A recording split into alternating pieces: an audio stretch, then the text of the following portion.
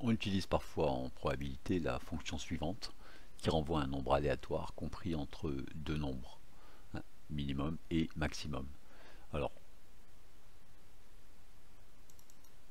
le minimum on va prendre 1 pour montrer, le maximum 6, et ainsi on simule le lancer d'un dé bien équilibré.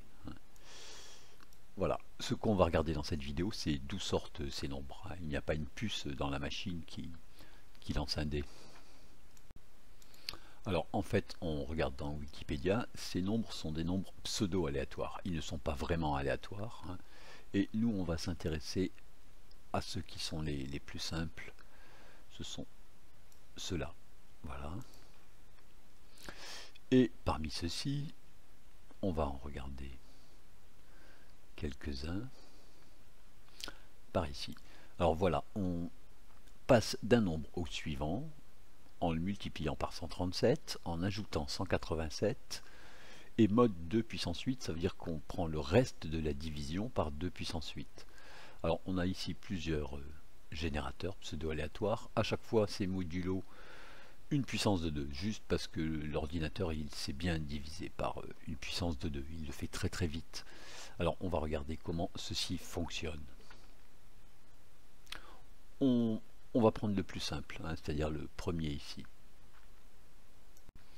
On regarde d'abord comment fonctionne la fonction mode. Alors, on peut la voir ici, et des explications sont données ici. On a un dividende et un nombre par lequel on divise. Par exemple, on divise 26 par 4. Voilà, le résultat de la division est 6. Et le reste est 2. 6 fois 4, 24. Et il reste 2. Donc mode 26,4 nous donne le reste de la division de 26 par 4. Division avec des nombres entiers. On dit division euclidienne. Alors on part d'un nombre entier au hasard, ici 1, et on va utiliser cette fonction mode ici. Alors on va diviser le nombre précédent multiplié par 137. Alors on écrit A1 fois 137. On ajoutait 187 dans la formule et on divisait tout ça par 2 puissance 8. Voilà le nombre qu'on obtient. Et quand on tire vers le bas, on obtient d'autres nombres. Ici, on a multiplié à 2 par 137, on a rajouté 187 et on a encore divisé par 2 puissance 8, c'est-à-dire par 256. On obtient des nombres ici qui sont évidemment tous plus petits que 256. Alors, bien se dire, on est parti de 1, si on part d'un autre nombre. Ici, 5. Voilà, on obtient une autre suite. Bien se dire que, vu qu'on divise par 256, on a toujours des nombres plus petits que 256.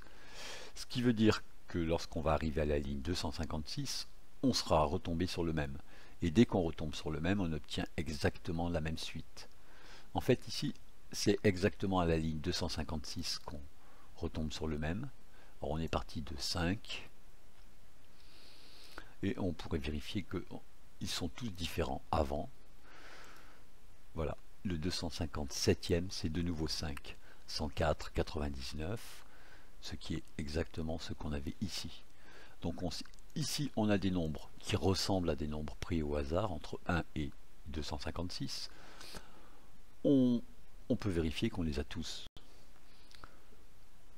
En tout cas, à partir de 256, on obtient de nouveau les mêmes nombres. Ici, on a seulement montré comment obtenir une suite de nombres aléatoires avec cette formule. Alors, on regarde par exemple comment on peut obtenir des nombres qui simulent le lancer d'un dé. On divise tous nos nombres ici par 6, on prend le reste, ce qui est un nombre entre 0 et 5. Pour avoir entre 1 et 6, on ajoute 1. Et finalement, ceci ressemble au lancer d'un dé. Et si on calcule les fréquences, enfin en tout cas plutôt les effectifs, hein, nombre .si, de B1 à B257, combien de fois on a le 1, etc., on obtient bien des résultats ici qui sont identiques, hein. Donc on on peut avoir l'impression ici qu'on a une bonne simulation du lancer d'un dé.